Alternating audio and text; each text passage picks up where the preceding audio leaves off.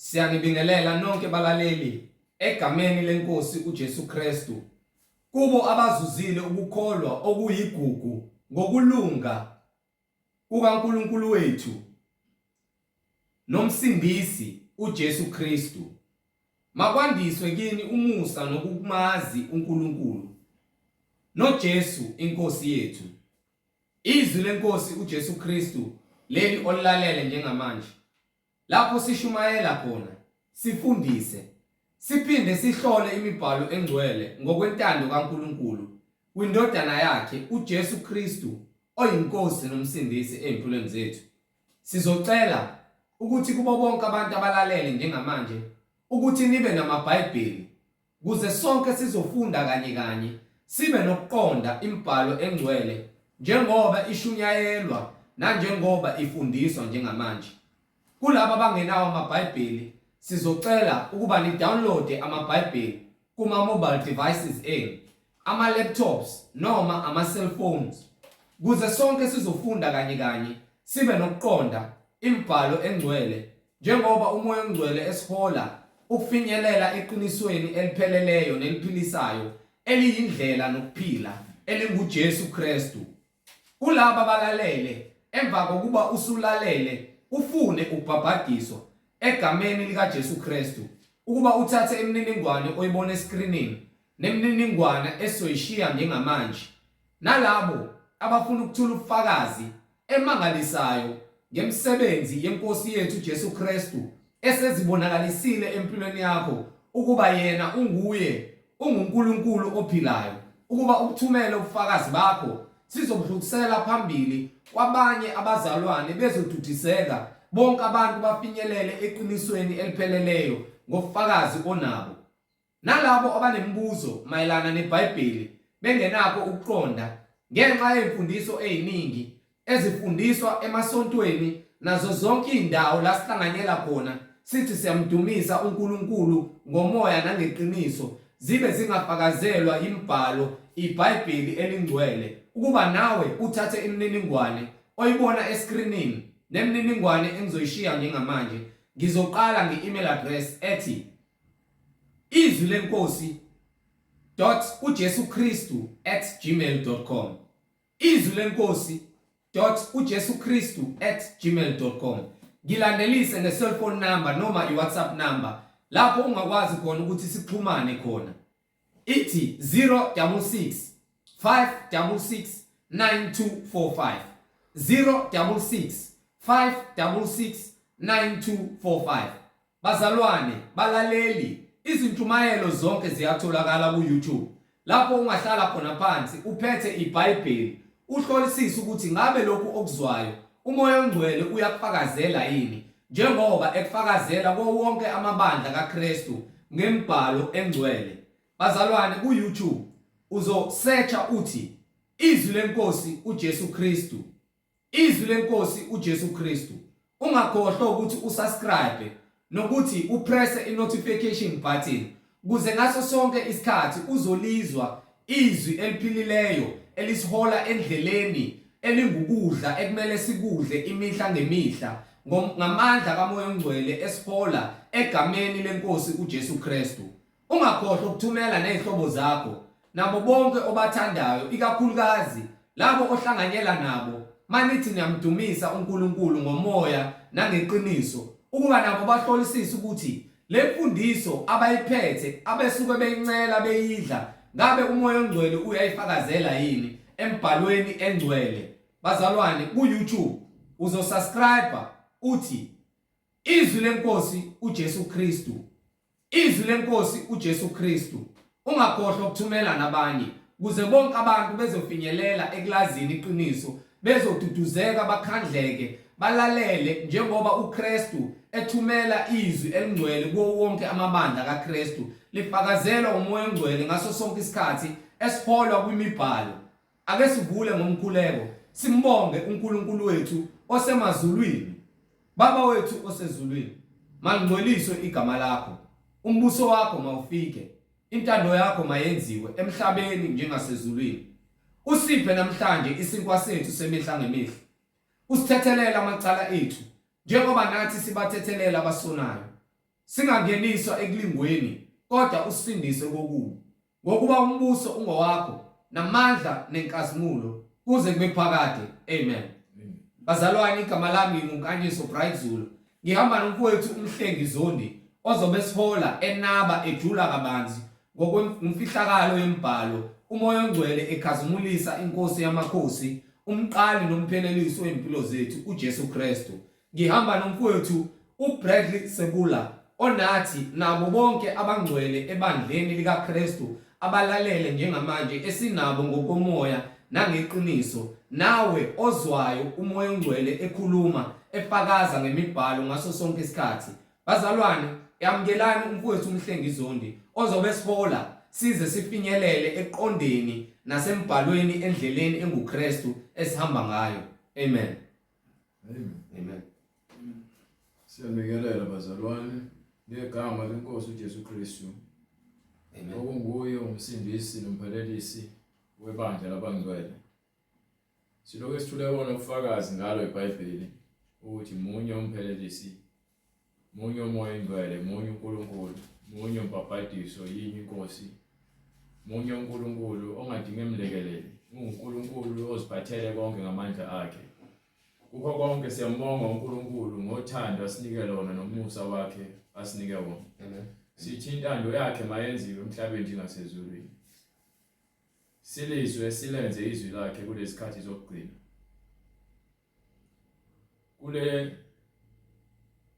Kule nkonzo nentshumayelo lohlelo lesikulona. Ilapho khona sikhombisa indlela kaNkulunkulu eholela abantu ezulwini. uNkulunkulu kimi ukhuluma nabantu bakhe abazwayo izwi lakhe. Amen. Abantu bazozibuza ukuthi usho kanjani ukuthi uNkulunkulu okwena ubani wena. uNkulunkulu ophila kimi ongikhombisile imfihlakalo yakhe. Thina ke sikholelwa into ebhaliwe eBhayibhelini njengoba uNkulunkulu esichazela. So uma uthi umbhalo uNkulunkulu wayeKristu, uNkulunkulu wayesenyameni, ukuthi uNkulunkulu uyakwazi ukungena enyameni. Uma uJesu ethi ngiyahamba ngiyabuya ngizakuthumela umduduzi, abuye ngempela umduduzi yangene kubantu abakholwayo nabapostoli nabafundi behlangene, babehlangene ngesikhathi uJesu ebathembisile. Noma sehambile uJesu bahamba bayolinda eJerusalema. Bathi behleli ngalizwinye, behleli ngaphansi kwesimo sendlu, kwase kuvuleka amazulu. Kwenzakalani? Incwadi Izenzo isahluko sesibili ivesi lokuqala. Wathi sekufika usuku lwePentecost. Wathi sekufike usuku lwePentecost. Bonke lwePentecost, not ibandla lwePentecost. Kwafika usuku lwePentecost. So alikho ibandla lePentecost eBhayibhelini. Khona usuku olalukhona owehlangana ngalo usuku lezidlo. Bafika bahlangana ngalolu suku bendawonye bezobungaza usuku lwePentecost. Babengazanga ebandleni lePentecost. No. Beze usukwini lePentecost, not ebandleni lePentecost. Amen. Angikhathali ukuthi ngabe ubani waqamba. Umoya ongcwele akazazi ukuthi asiqamba amabandla emhlabeni. Uthi watshela uMoses ukuthi asibe ngcwele. So siphila impilo yobungcwele, sihamba ngezwi lakhe elingcwele. Yonke into ikhomba umngcwele eBhayibhelini. Akhonto ekukhomba Johani Baptist Church, neLuthela, neLutheran, neCatholic Church. Ayikho. Neyodwa. Khona umngcwele eBhayibhelini. Gcwele umngcwele eBhayibhelini. Lamagama noqambayo noqambela amabandla enu. Ukuze ngelinye ilanga leni sinaqamba amabandla ngasungula ibandla, usungula ngabandla. Ibandla likaKristu. Uma ngithi uNkulunkulu ukhuluma kumina, ngikhuluma ngomoya wokuKristu. Hallelujah. Ungalekutshela nje incwadi, uma ninike futhi nalapha. Incwadi yesibili. Hallelujah. YaseKorinte. Sahluko 4 from verse 7, right teaching. 2 Corinthians chapter 4 verse 7. Incwadi yesibili kwabaseKorinte isahluko sesine verse 4, verse 7. verse 7. Yes, sir. Kepha lengcebo sinayo Sinengcebo, ezitsheni zebumba sinengcebo, kepha lengcebo sinayo ezitsheni zebumba ukuze ubukhulu bamandla obukhulu kakhulu bube ngobukaNkulunkulu. sinamandla kaNkulunkulu kulolu daka lo lesikulona. Yes Lord. Sinengcebo yasezulwini. Amen. Sinomoya oyingcwele. Uma wazi izwi lakhe ulazi ulenza uliphila. Unengcebo yasezulwini. Ukuba lezwi esifundisayo, nezwi esishumayelayo, nezwi esiliphelayo lasezulwini. Akhozwi lasemhlabeni. Akulona langaphansi komhlaba, akulona lasesihogweni. Uma unomoya ongcolile, unomoya wesono, unomoya wenkani, unomoya womona, nomnenzondo nokubulala. Siphethe ingcebo yasezulwini. Uma sifundisa ngoNkulunkulu ophilayo kuthina ngokuba uthe labo abangabantwana abenza intando yakhe nabahola umoya oyingcwele bangabantwana bakhe. Bungabi ngokuvela kithi. Lezi indaba akuyona into yenyama le. So uma sikholelwa uma silandela imfundiso ephilileyo asambeli ngokwenyama. So buyela ngale kwincwadi yezenzo. Ngakho ke siyakutshela ukuthi ke umoya oyingcwele ukhuluma kuthina. So kutyala futhi ukuthi ibandla alakhiwe umuntu. So kukhombisa ngeBhayibheli. Hallelujah. Ibandla lakhiwe umuntu. Banike. Incwadi izenzo isahluko sesibili ivesi lokuqala. Yes sir. Acts chapter 2 verse 1. Verse 1. Kwathi sekufikile usuku lwePentecost. Kwathi sekufike usuku olukhulu lwePentecost. Bonke babebuthene ndawonye. Ngokungazelele kwavela ezulwini. Kwasekuvela kuphi? Ezulwini. Kwasekuvela kuphi? Ezulwini Yonke into esifundisayo ivela ezulwini. Umoya oyingcwele uJesu meqeda ubhabhadiswa kuvuleka izulu. Yes Lord. Bese kwehla umoya oyingcwele uvela ezulwini. Kuphinde qhamuke izwi elivela ezulwini. Lithi lo indodana yami engithokozile ngayo. Ngakho ke konke sikwenzayo sikwenzela izulu. Amen. Ngokungazelele kwavela ezulwini inhlokomo. Kwangathi yokuvunguza. Kwangathi inhlokomo yokuvunguza. Komoya onamandla. Umoya kaNkulunkulu unamandla. Yona yagcwalisa indlu yonke ababehlezi kuyo. Wehla umoya kaNkulunkulu. Wehlela kulendlu ababehleli kuyona. Uthini uJesu kwincwadi kaJohn chapter 16 ekhuluma ngomduduzi azama ukuthumela. Athi ke abahlale balinde. Ufika sho njalo ukuthi uyahamba incwadi ngokukaJohane isahluko 16 verse 5. Chapter 24. In the book of John chapter 16 verse 5. Yes sir. Manje ngiyamuka. Manje ngiyahamba. Ngiya kongithumileyo. Ngiya kuBaba umoya. Akakho kimina. Akekho ongibuza ukuthi. Akekho kunina. Akekho kunina ongibuza ukuthi uya ngaphi na? Yes sir.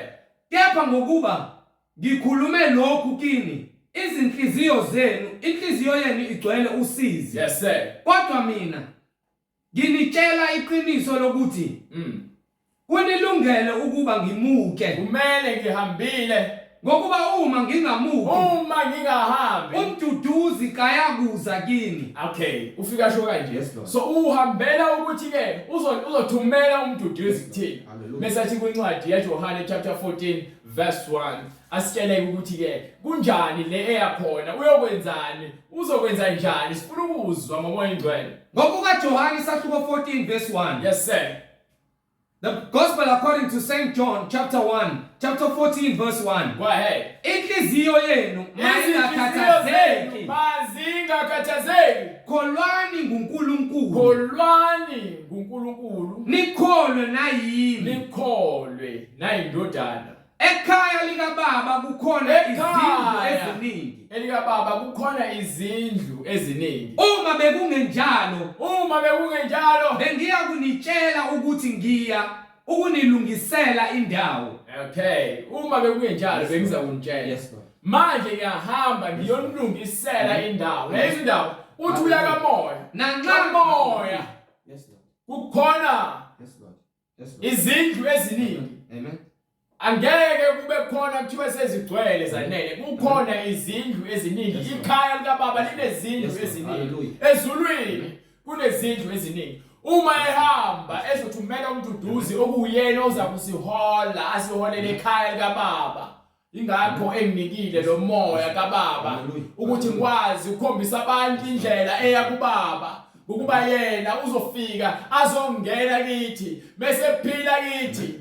Usefuna abantu bazi indlela eya kuBaba. Namoya ngokuba yena ufikile wafika emhlabeni wagcwalisa ubungcwele. Uthe bese egcwalisile ubungcwele wayeseqeda lapho wabuyela kuBaba kamoya. Wabuyela bright. Hallelujah. Wabuyela kwisimo sakhe semvelo umoya. Hallelujah. Indodana yakhazimuliso yabuyela kwisimo sikaBaba. Indodana yakhazimuliswa yabuyela kwisimo semvelo sikaBaba. Hallelujah. Akhazimuliswanga uBaba. uBaba wakhazimuliswa kuyindodana. Hallelujah. Ngesikhathi indodana isake enyameni. Thembe seqedile uBaba ukukhazimuliswa ngendodana. Wayesekhazimulisa indodana. Manika chapter 17 khona bezozo lento ngishoyo. Abayizwa? Hallelujah. John chapter 17 from verse 1. I just want you to lay in it. Incwadi ngokuka Johani isahluko 17 verse 1. Yes sir. uJesu wakhuluma lokho. uJesu wayesekhuleka wakhuluma lokho wathini? Wayesephakamisela amehlo akhe ezulwini wathi, waphakamisela amehlo akhe ezulwini. Baba, isikhathi sifikile. Isikhathi sifikile. Khazimulisa indodana yakho. Yayizwa ke manje yabuza uthini? Hallelujah. Akakhazimulisa manje akasezukhazimulisa uBaba. Yena usezokhazimuliswa uBaba. Baba, khazimulisa indodana yakho ukuze indodana ikukhazimulise wena. Yabuza umkhazimuliso owenzakalayo. Kunomkhazimuliso owenzakalayo. So indodana ifike yamkhazimulisa uBaba. Yes Lord. Hallelujah. Wakhazimula uBaba ngindodana. Amen. Manje indodana seyifuna ukukhazimuliswa uBaba ukuze kukhazimuliseke ubungcwele. Hamba Baba. Hallelujah.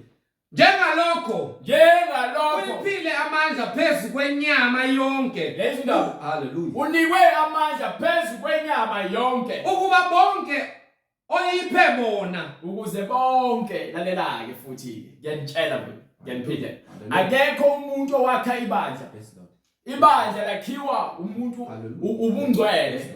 Lakhiwa umoya wengcwele. Noma ngabe ubani osebandleni leqiniso ohamba ngomngcwele uhamba ngomoya. Abazihambeli yena. Hallelujah. Hallelujah. So ungathi mewungena ebandleni uthole uzokwakha ibandla. Akho umuntu ozokwakha ibandla. Akho bandla engilakhaya. Hallelujah. Baba bright. Njengalokho uyiphile amandla phezu kwenyama yonke. uJesu unikwe amandla phezu kwenyama yonke ukuba bonke oyiphe bona, ukuze bonke abalethiwe umoya wengcwele kwindodana ibaphe ukuphila okuphakade. Mawazi izwi kaNkulunkulu lenza uphiwe ukuphila okuphakade. Unomoya oyingcwele uma ulamkelile izwi wasubhabhadiswa egameni likaJesu Kristu ngaphansi kwamanzi ukugezwa uthethelela kwezono zakho. Ukuphila okuphakade yilokhu. Ukuphila okuphakade yilokhu ukuba bazi wena uNkulunkulu wedwa oqinisileyo nomthumileyo. Hallelujah. Hallelujah. Hallelujah. IBhayibheli litshela yonke into exactly.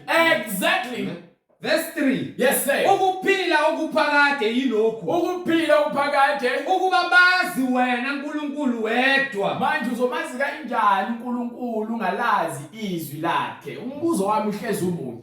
Uzolenza kanjani izwi lakhe ungalizwa? Baningi abakholwayo kepha bayazi imfihlakalo yezulu. Hallelujah. Balandela nje ugama lokuthi khona uNkulunkulu khona uJesu. Lord Jesus. Izwi kaJesu abalazi ekuyizwi kaNkulunkulu.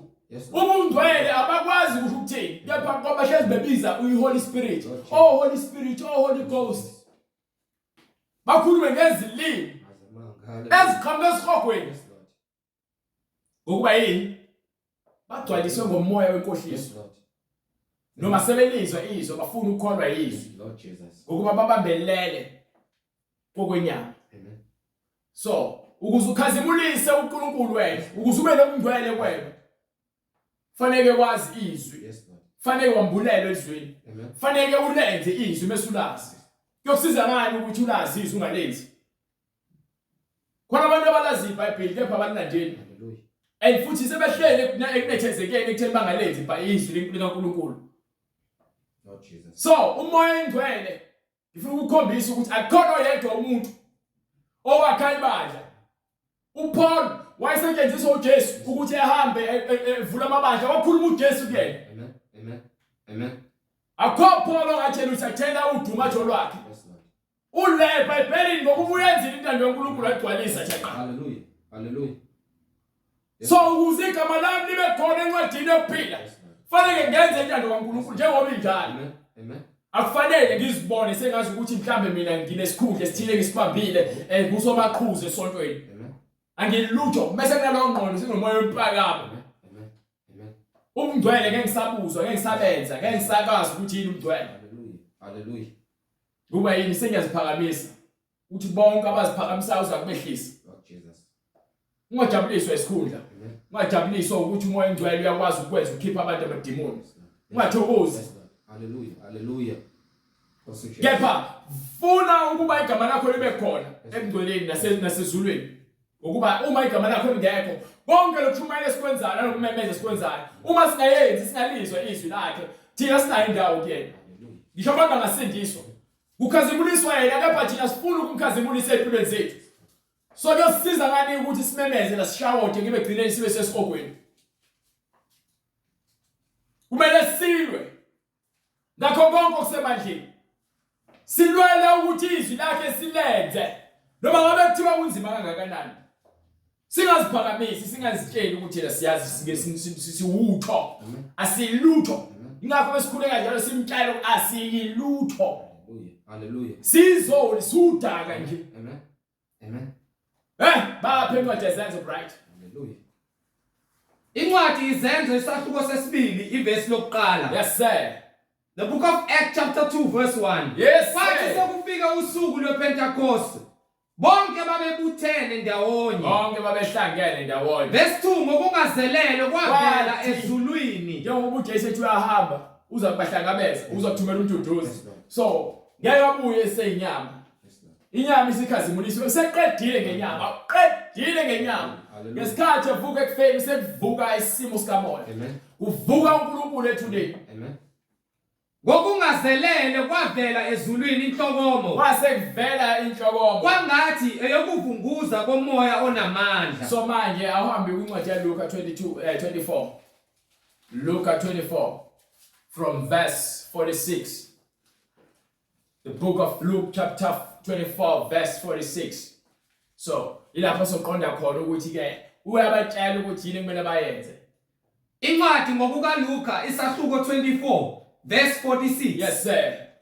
Wathi kubo kulotshiwe kanje ukuthi ubhaliwe kanje ukuthi uza kuhlupheka uKristu bese evuka ekufeni uyabatshela ukuthi ke nayinto ekumele ebhaliwe phansi eBhayibhelini ekumele niyazi. Kulotshiwe kanje ukuthi uza kuhlupheka uKristu avuke kwabafileyo ngosuku lwesithathu. Bese evuka kwabafileyo akekho ngaphansi kwethuna akekho esiphambanweni usezulwini. Sizokufakela lo eBhayibheli ukuthi usezulwini. Sonila abantu enezithombe. Hallelujah. Nithi uJesu kesithombeni noma nithi umfanekiso kaJesu. Nenza lento ekuthiwa ukukhonza izithixo nezithombe. Nenza isinengiso phambi kwaNkulunkulu. Nizoshaya esihogweni ngalokho. Uma ningafuni ukuphenduka nilahle lezozithombe noma nizishise. Amen. Amen. Akhona sodwa isithombe esasemhlabeni kumele sigwetshwe kuthiwa ke kuguqwa kusona noma ke ukuthandaza ubuka sona. Sikhonza umoya. Manje uthini uJesu? Wathi kubo kulotshiwe kanje ukuthi uza kuhlupheka uKristu avuke kwabafileyo ngosuku lwesithathu. So uma evuka ngosuku lwesithathu akusavuka inyama. Hallelujah. Uvuka umzimba wenkazimulo njengokuba nje khuluma ngencwadi yaJohane esahluko 17 ethi khazimulisa indodana. Isizothathwa ke manje indodana iyobethelwa. Bese bethelwe bese yongcwatshwa njengoba besekhuluma la kwincwadi kaLuka usebuya khona ethuleni kwabafileyo. kushunyayelwe egameni lakhe ukuphenduka. Sishumayela ngomuntu ophilayo. Yes, Lord. Asishumayeli ngomuntu ofile. Yes, Lord. Sishumayela ngomuntu obuye ethuleni. Yes, Lord. Ngomzimba wenkazimulo. Amen. Akhonyazi lakashembe lake labuye ethuleni. No. Akhonyazi lakashembe lezulwini. No. Ningakhohlisana nitshela nje ihlabalana imbuzi, ihlaba kwenkomo, nikhulume ngokuhlaba nithi niyakholwa nisindisiwe. Mayukuthi anikholwa nisindisiwe, anazi lutho ngomngcwele. Umngcwele benu uba sesihogweni. Kushunyayelwe egameni lakhe Kufanele kushunyayelwe igama likaJesu Kristu ophilayo. ukuphenduka Ukuthi abantu baphenduke kulo moya wakashembe wokukhohlakala. kube ngukuthethelelwa kwezono Ukuze nithethelele wonke lamacala yenu enwenzayo lapha kwashembe, kufanele niphendule nize kuJesu. kube ngukuthethelelwa kwezono ezizweni zonke Ukuze zonke izizwe zithethelelwe izono, zonke izizwe. Uma ngitshela ukuthi iBhayibheli amaJuda keba nisebenzisa iBhayibheli manifuna ukushumayela lokho enifuna ukushumayela, manifuna ukukhohlakala kwenu nalixaka iBhayibheli sikhohlakala intini. Jesus. Khohlakele. Hallelujah. Banika incwadi yaLutuzana bakhonza banamafoto oshembe nezithombe zoshembe zabantu abaprofeti bakaNkulunkulu. Banike incwadi yaLeviticus 26 verse 1. Leviticus chapter 6 verse 21. Go ahead. Incwadi uLeviticus isahluko 26 Verse 1. iverse Go lokuqala ahead. ningenzi izithombe Ningazenzi izithombe. ningamisi izithombe Ningazimisi izithombe. ezibaziweyo noma insika. Yabo le ndaba leyo ukuthi abantu bakhe isithombe sikaShaka uShaka Zulu bese bethi ke bayasithatha bambungaza njalo usuku lwamasiko. Lokho kuukuthanda nokukhonza amadimoni. Yes, Lord. Hallelujah. Khonza izithombe. Yes, Lord. Yes, Lord. Le ndaba lekuthiwa ngeMandela Day. Senizena mfana nje emalini. Nezikipha zakhona niyazigqoka niyambungaza. Nibungaza abantu abafileyo. Lord Jesus. Hallelujah. Ningenzi izithombe Ningazenzi izithombe. ningamisi izithombe ezibaziweyo noma insika. Ningazenzi izithombe ezibaziweyo. Lento ngikhuluma ngayo yonke indawo ufica izithombe. OMandela, Desmond Tutu, all the politicians. Ningabeki itshe elinemifanekiso ezweni lakini. Ningabeki itshe. Ufica amatshe abaziwe abekiwe. Abantu babuka wona omatshela bakhumbule izinto ezenzeka bathi labantu babakhulula. Ulethu umkhululu uJesu ophilayo. Bonke labantu bakhulula baphi bona bekubakhululekile. Lord Jesus. Baphi Amen. basemathuneni. Ningabeki itshe elinemifanekiso ezweni lakini ukukhothamela kulo. Ezindaba Ngokuba nginguJehova uNkulunkulu wenu. uJehova ngeke umuntu osindisiwe ozocelebrate yonke into efaka umuntu emhlabeni. Kuthiwa kubungazwa iHeritage Day, kubungazwa uChristmas, kubungazwa iValentine. Kuyabungazwa yonke into ukufa. Hallelujah. Nibungaza ukufa. Lord Jesus. Yini ngokuba aninakho ukwambuleleka. Banika incwadi yezenzo incwadi yaLuka. Ngifuna ubatshele emva kwalokho kuhambe kwincwadi yezenzo sahluko 1 verse 9.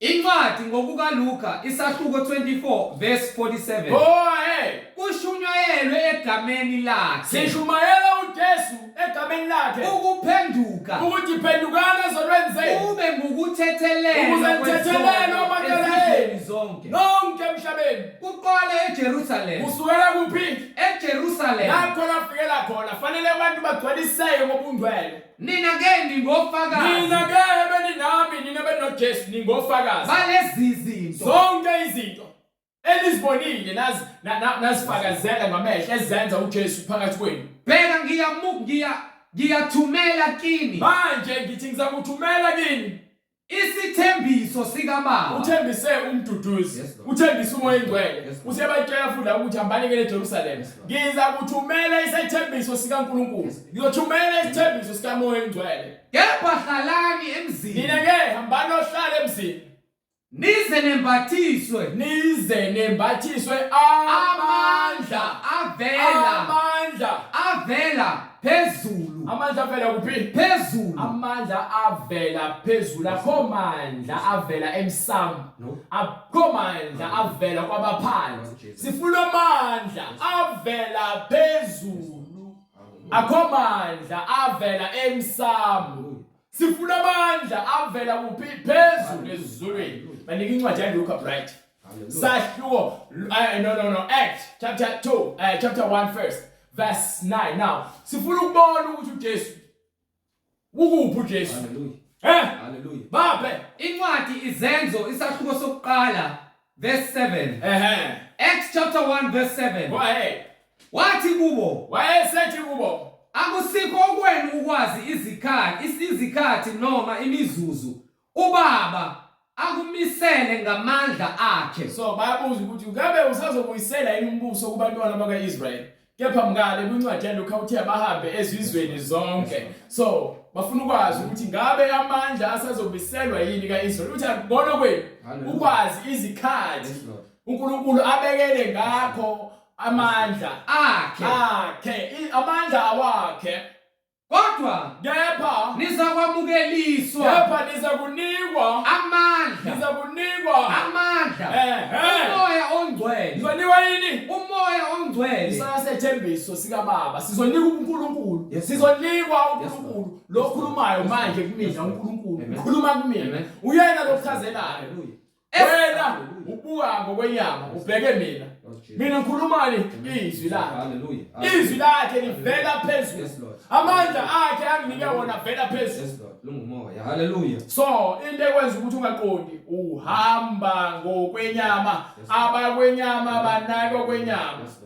Yes Lord. And ngaloyo ndlela bayabhubha baphele ngenxa ungabi nalo ulwazi. Ukuba isiwula kusho ukuthi ke umoya engcwele awunayo. Yes Lord. Hallelujah. Ngicela ungizwisise kahle. Amen. Uma isiwula kusho ukuthi umoya engcwele awunayo. Awulizwi iBhayibheli. Yes Lord. Lokho kwenza ukuthi ube isiwula. Ukwenza ukuthi ube impumputhe. Yes Lord. Ukwenza ukuthi ube umuntu ongezwa, ube deaf. Amen. Ukwenza ukuthi ube isimungulu ungakwazi ukukhuluma ukufa. Uyisimungulu. Ukwenza ukuthi ugule, uyagula. Unemimoya engcolile. Ugcwele imimoya engcolile. Babe bright. Incwadi iZakha isahluko 1 verse 7. Hey. Book of Proverbs chapter 1 verse 7. Hey. Umesaba uJehova. Umesaba uJehova. Ungukuqala kokuhlakanipha. Umesaba uJehova. Ungukuqala kokuhlakanipha. Mase uqala wazi izwi lakhe unemiyalelo yakhe uyigcina uyenza uhamba ngokumesaba lapho kungukuqala kokuhlakanipha. Iziwula. Kepha iziwula ziyadelela ukuhlakanipha. Zidelela yini? Ukuhlakanipha nokulaya. Azifuni ukuyalwa iziwula. Isiwula sifuna ukutshelwa. Oh Jesus. Lo moya lo uyatholakala nakumuntu namuntu. Jesus. Mesetshelwa ukuthi ungenzi kanje afuna ukugoloza kepha umuntu ohlakaniphile uyacela uNkulunkulu ukuthi ngicela ungithobise. Hallelujah. Ngingavumeli lo moya wenkani ungibuse ngokuba ungiholela ekufeni. Umoya wenkani uholela ekufeni. Ufana nomoya wokuthakatha. Ukungezwa nokuqinelwa inhliziyo kufana nomoya wokuthakatha. Hallelujah. Hallelujah. Hallelujah. Manike bright. Hallelujah. Incwadi izenzo isahluko sokuqala verse 8. Yes sir. The book of Acts chapter 1 verse 8. Kodwa nizakwamukeliswa amandla. Nizakunikwa amandla. Umoya ongcwele. Nizakunikwa sinikwe umoya ongcwele. Kuprova kweBhayibheli konke obufakazi bugcwele iBhayibheli. Siyavumelana neBhayibheli ukuba konke likhulumayo kuyiqiniso. Esefikile phezu kwenu. Uma esefikile phezu kwethu nibe ngofakazi bami eJerusalem. Lalela-ke kutshele mina. Ngeke ukwazi ukufakazela uJesu ungenayo umoya engcwele. Hallelujah. Soze. Hallelujah. Ngeke ukwazi ukwambula uJesu. Yes Lord. Hallelujah. Ungenayo umoya engcwele. Yes Lord. Yes Lord. Akhona umuntu ongayenza. Amen. Ukuba konke okwenzayo uzenzela wena. Amen. Kepha thina esinomoya oyingcwele sinike umoya oyingcwele konke esikwenzayo sikwenzela ubungcwele sikwenzela uNkulunkulu ukuba usembethe usinikile amandla akhe ukuthi ke simkhazimulise phambi kwabantu bonke singabi nakho ukwesaba ingakho singakisela inkingi ukutshela ukuthi lento yenzayo uma ukuthi uthi inkolo yakho ukuthwala nokuhlabela izingane amadimoni Hallelujah. nokuhlabela amadlozi nokuhamba ezangomeni Hallelujah. nokuthatha iziwasho lokho kungukufa isono lese sokufaka esihogweni ngokuba awufuni ukukholwa iqiniso likamoya engcwele lithi ke ongcwele noma olungileyo uphila ngokukholwa okholwayo uphila ngokungcwele kusho imbhalo kaNkulunkulu banike bright ke manje ukuthi ke uthini ukwenza kanani emva kwaJesu esevukile ekufeni esebatshelile lokho okatshela kona uthini verse 9 Hallelujah. Kwathi eseshilo lokho wayithi ke seqedile ukukhuluma nabafundi bakhe ke manje Hallelujah. Wakhushulwa bebuka. Wakhushulwa bebuka. Then Jesus Christ he was taken up Ifu lamsusa emehlweni abo. while they were looking. Yes Lord. Yes Lord. Lamthatha ifu Jesu Yes Lord. Hallelujah. lamusezulwini. Yes Lord. Obuphi-ke umprofeti noma umshumayeli noma ngabe ubani nimbiza ngoNkulunkulu wenu owake wathathwa yifu lamusezulwini nibuka. Amen. Sicela ubufakazi ngencwadi yenu. Yes Lord. Yes. Siyacela ubufakazi. Amen. Asinayo indaba ukuthi uthathe isikhathi enganani wezocwaningo lakho. Yes Lord. Lokhu ukwamoya engcwele. Yes Lord. Futhi umoya engcwele okakunika sinike kona. Amen. Uphi. Awusinike ukunika nje lokho. Hallelujah. Luke chapter 15 verse 21.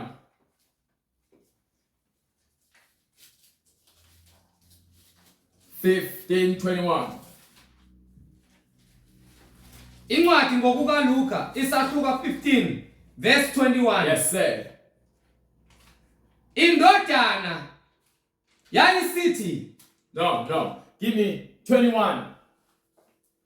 15. incwadi ngokuka Luka isahluko 21 Yes sir. verse 15. Go ahead. Ngokuba mina ngiyakuninika umlomo. Angithi yabona ke ngithi mina lesho kufakazi. Usinike umlomo. Yes Lord. Umlomo ishoba lokuziphungela. Kepha lo mlomo esinawo uJesu uyaziphungela nganomlomo lo. Hallelujah. Hallelujah. Mina ngokuba mina ngiyakuninika umlomo nokuhlakanipha. Imake bekuthiwa umlomo ishoba lokuziphungela. Ishoba lisetshenziswa uma umuntu esithi mhlambe kunempukane, ashaya impukane ngeshoba ethuntuthi impukane. So uma ke sikhuluma ngoKristu, uKristu ufana neshoba lethu esilwa ngalo nemoya kaSathane namadimoni eimpukane lokho elokho efuna uzohlala kuthina. Manje uJesu uyishoba lokuziphungela. Usinike lo mlomo ukuthi sishaye impukane nemoya engasile ukuthi ingahlali kuthini ingayitholi indawo. Sikhulume ngoJesu ukuze ke uma sikutshela ukuthi ke silethela ubufakazi ngalama demon wafollowayo noma walandelayo. Hallelujah. Ungenawo siyakutshela ukuthi uJesu usinikile umlomo. Ngokuba mina ngiyakuninika umlomo nokuhlakanipha. Usinike yini? Umlomo nokuhlakanipha. Manje ke uma ngikhuluma lento engikhulumayo ngikhulunyiswa uJesu. Amen. uJesu unginike umlomo nokuhlakanipha Amen. ukuthi ngibone izinto zikamoya ngingabi isiwula esihambe sikholela yona yonke into efile. Yes Lord. Hallelujah. Ngikholela kwizinto ezifile. Hallelujah.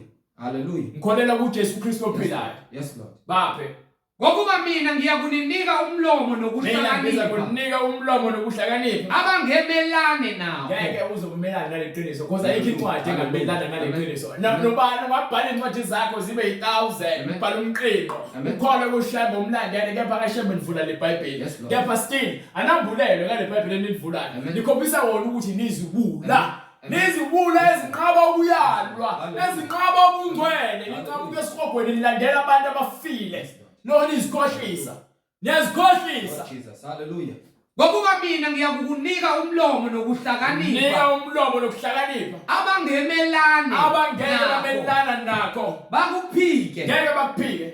Bonke abayimpi kini. Bonke lezi ndaba silwa ngesu, silwa ngoJesu. Hallelujah.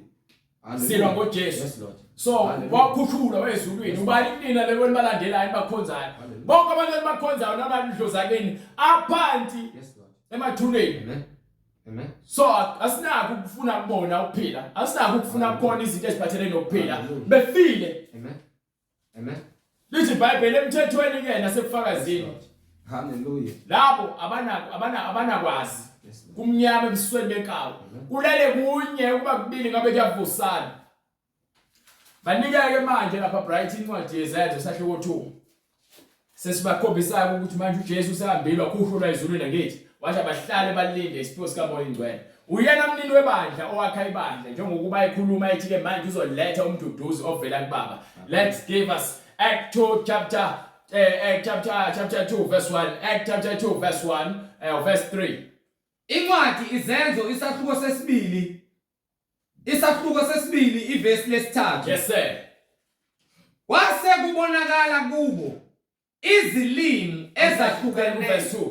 Verse 2. Yes sir. Ngokungazelele kwavela ezulwini. Kwase kuvela kuphi? Ezulwini. uJesu ushone kuphi? Ezulwini. Hallelujah Jesus. Hallelujah. Jesus. Go ahead. Inhlokomo. Yes sir.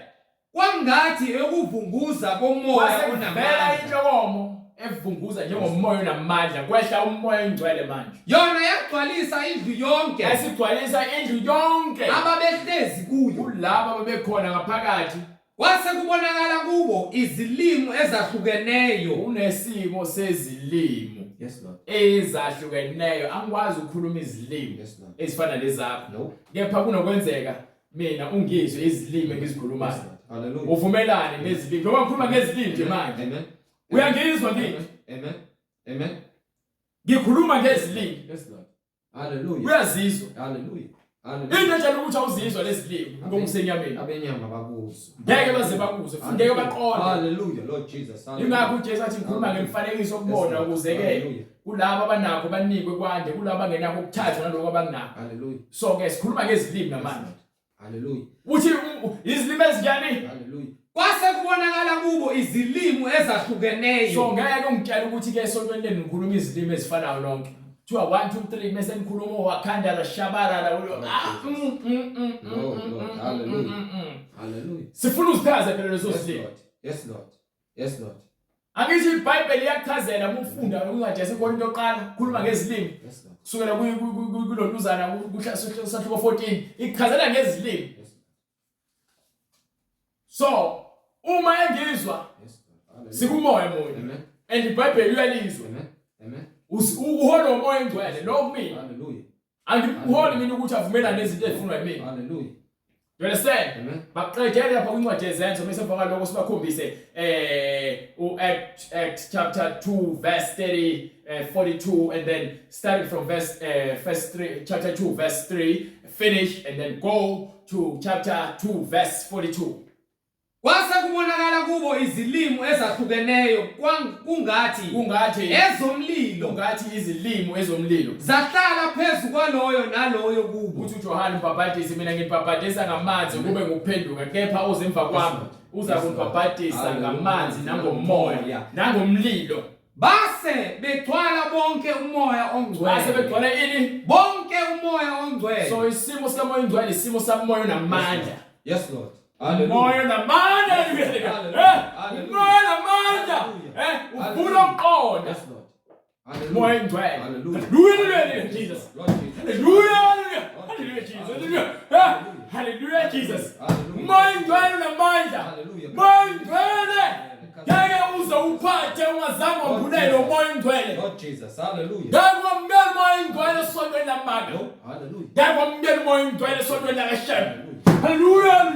Ngeke ulamukele isimo semoya ongcwele esontweni lapho khona ningizwasho kwashwa. Ngeke umamukele umoya ongcwele esontweni lamadlozi. Hallelujah. Hallelujah. Moya ongcwele unikwa umoya ongcwele. Hallelujah. Moya ongcwele wambulelwa ke umuntu nomoya ongcwele ngomoya ongcwele uzowamukela umoya ongcwele. Base begcwala bonke umoya ongcwele. Gcwala umoya ongcwele. Baqala ukukhuluma ngezinye izilimi. Khuluma ngezilimi njengokuba njengalokho umoya wabapha ukuphimisela. Wabapha. Hallelujah. Umoya uyakunika. Yes Lord. Ukuthi ukwazi ukukhuluma ngezilimi. Yes Lord. Yes Lord. Umoya ongcwele. Amen. Uyakunyakazisa. Yes Lord. Hallelujah. Akwenze ubone izinto zikamoya ongcwele, ukhuluma izilimi zikamoya ongcwele. Hallelujah. Uvunguza la uthanda khona. Hallelujah. Moya ingcwele awunikwa umuntu. Ngisho umfundisi angakutshela isikhuluma ngezilimi. No. Akubona moya ingcwele lo, moya wenkohliso. Yes, Lord. Banika incwadi ke siwakhombisa ukuthi kubani wakhe ibandla. Amen. Incwadi izenzo isahluko sesibili verse 42. Yes, Act chapter 2 verse 42. yes sir. Baqinisela njalo. Base beqinisela njalo abakhetha uJesu, ababhabhatiswe egameni likaJesu. Yes, Lord. Baqinisela njalo esifundisweni. Bahlala kuphi? Esifundisweni sabapostoli. Imfundiso yabapostoli abayithethe kuKristu. Abapostoli bahola umoya engcwele, bathunyiwe umoya engcwele abapostoli. Yes, Lord. Bafundisa abantu izinto zikamoya engcwele. Hallelujah. Nasekuhlanganeni behlanganyela ndawonye. Nasekuhlephuleni isinkwa. Behlephula isinkwa babengaleki benza iphanda bephasika. Nasemukhulekweni behlangana ngokuhlanganyela, behlephula isinkwa, behlezi kuphi? Hallelujah. Hallelujah. uKristu. Hallelujah.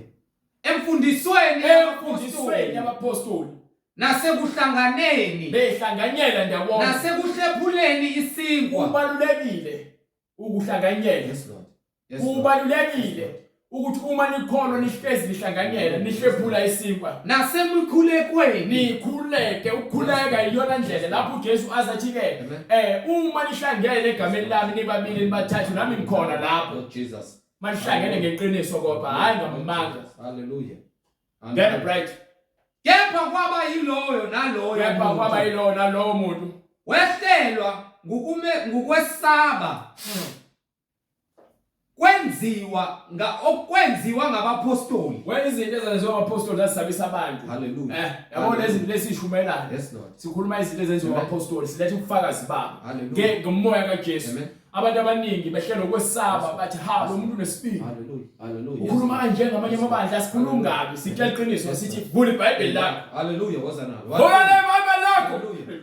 Hallelujah. Jesus. Hallelujah. Woza nalo. Hallelujah. Ulivule. Yes, Lord. Sibheke kulento ekholwa kuyona ikhona eBhayibhelini. Hallelujah. Mandeko livale lo Bhayibheli uze nalo lasizokuvulisa lo. Phuma kulelo bandla. Bese uyaphuma kule bandla lamanga. Omnika incwadi yesiKorinte. Hallelujah. Sahluko 14. Incwadi yesibili 14:6. 6:14, right? Incwadi yesibili yesiKorinte.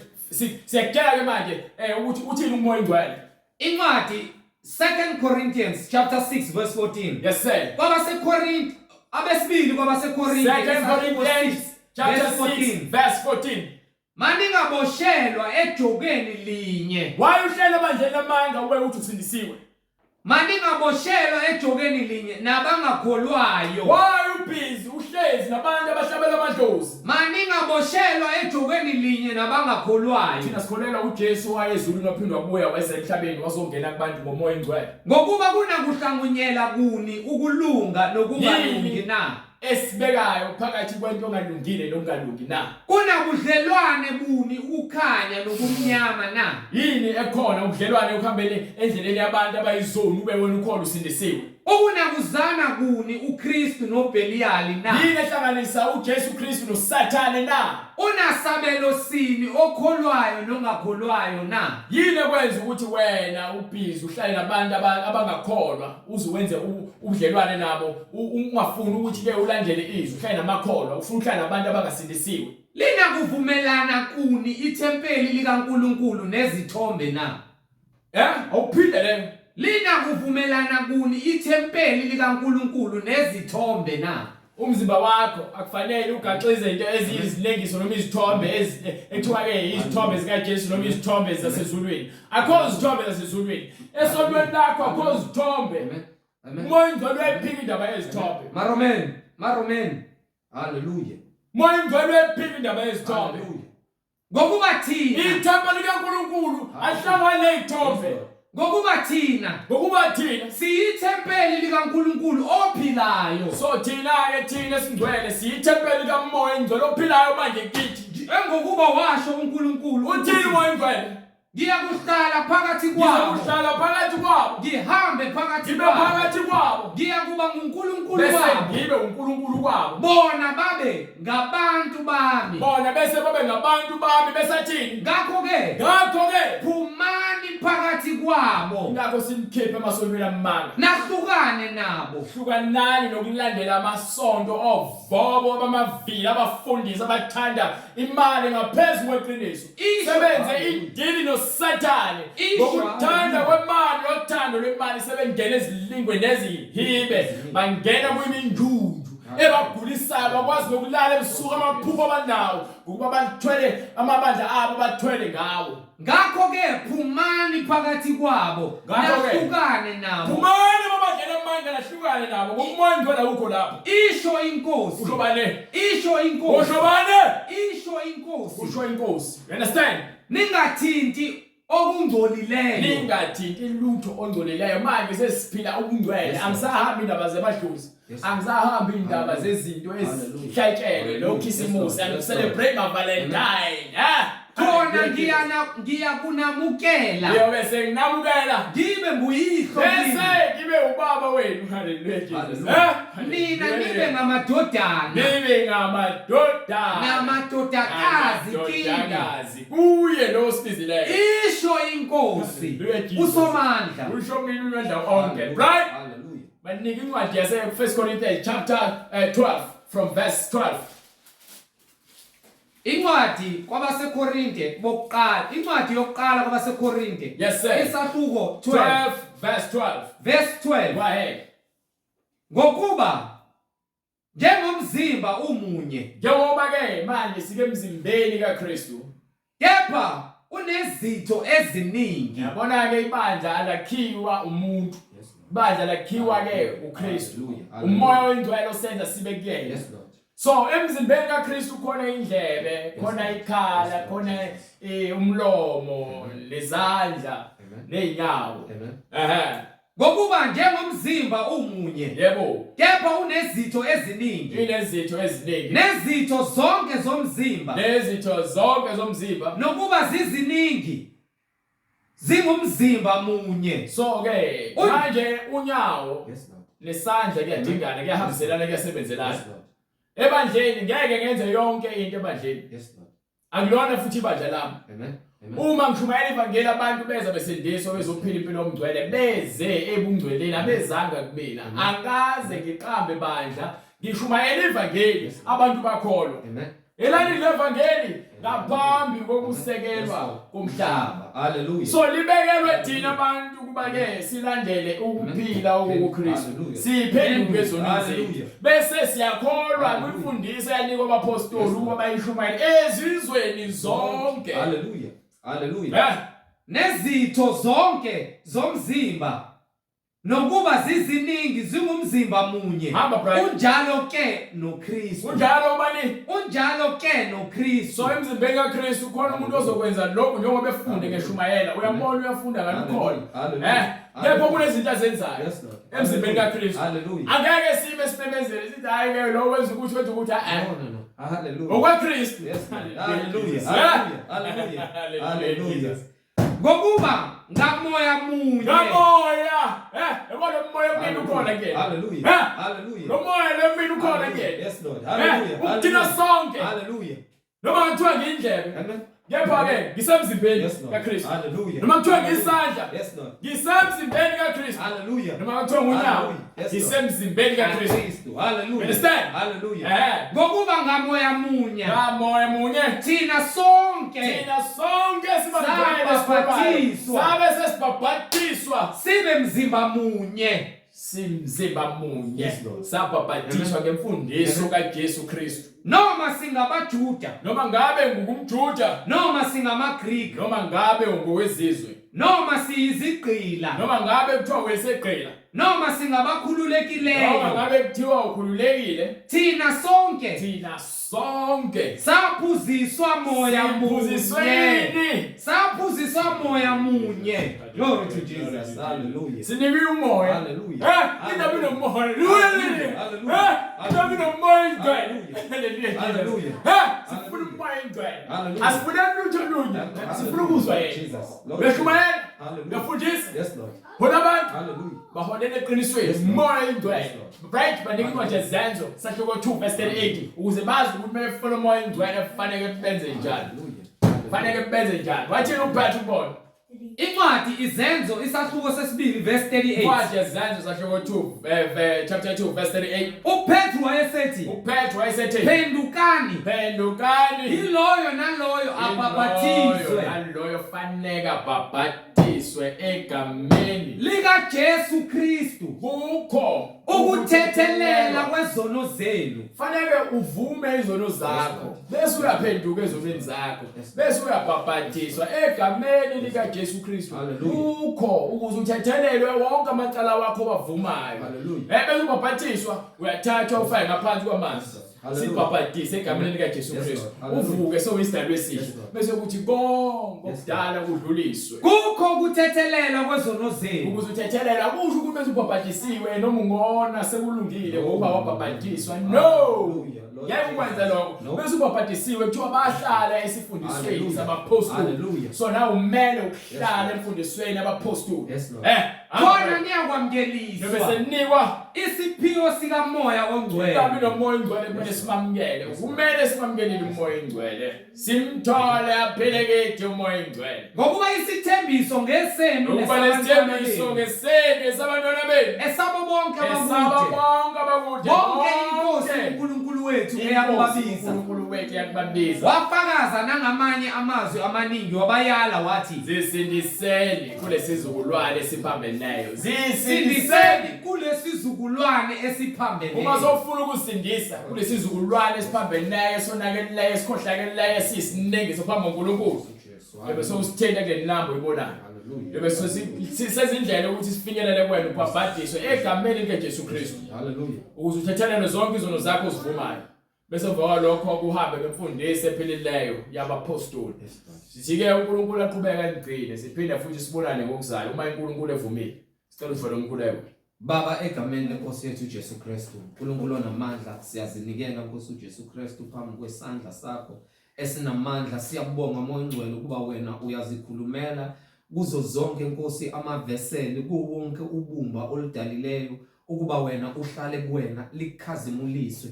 Khazimuliswa Moya Ongcwele empilweni zethu nasemadlebeni bonke laba abalamukelayo iqiniso bevuma Nkosi ukuba wena Nkosi uJesu Kristu uyinkosi nomsindisi. Siyacela Nkosi ukuba njengezwe izwi lakho liphilileyo lisho ukuba asithele izithelo ezijabulisayo kuwe Nkosi uJesu Kristu. Izwi lakho libe yinkemba egazi wonke amakhasi namagatsha angatheli ukulunga. Siyacela Nkosi usilungise ukuba isithelo esihlezi kuwe Kristu Jesu Kristu sithele izithelo ezithokozisayo kuwe Moya Ongcwele. Baba kuwo wonke umhlabathi izwi lakho liyimbewu lingena kuona ngaphansi ngaphakathi kukho sebevumile Nkosi sibona ubunqunu bethu nokonakala kweimpilo zethu siza kuwe ngokuphenduka ukuba sibhabhadiswe egameni lenkosi uJesu Kristu kube ukuphenduka ezoneni zethu. Sigcine Nkosi uJesu Kristu size singene emanzini sikwamukele njengoba izwi lakho selingenile ngaphakathi kwethu